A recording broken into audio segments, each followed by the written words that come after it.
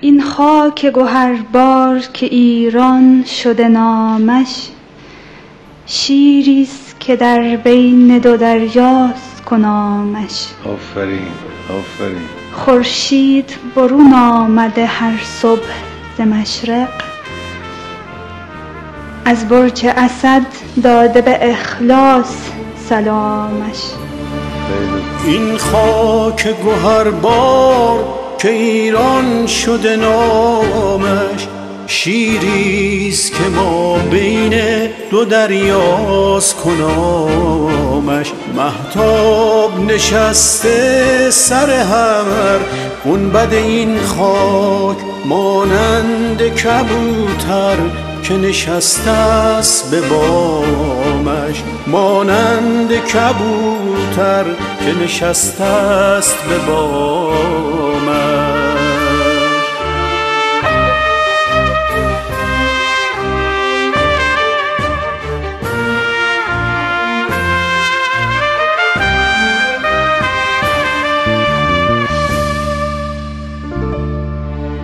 از مرز فرا رفته به پیغمبری عشق، با سعدی و با مولوی از عشق پیامش.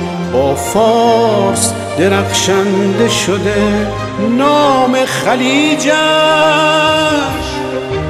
از نیشکر فارس شکرگون شده جامش.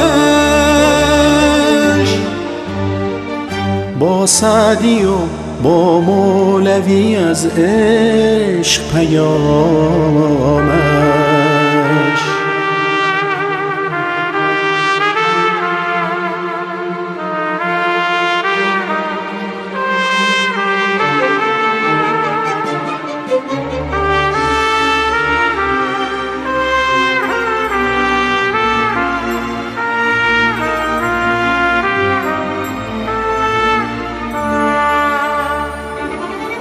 شوقی ازلی دارم با خاک عزیزش، عشقی ابدی دارم در دل به دوامش. پیش ستم زورگران سینه سپر کرد، بنگر که از این همت دنیا شده رامش. از شب مشرف بشو ای باد صبا تا،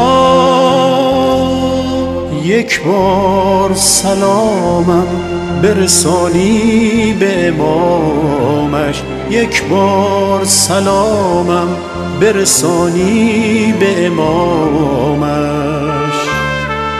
این خاک گوهربار که ایران شده نامش، شیریست که ما بین دو دریاست کنامش. شیریست که ما بین دو دریاست کنامش. شیریست که ما بین دو دریاست کنامش.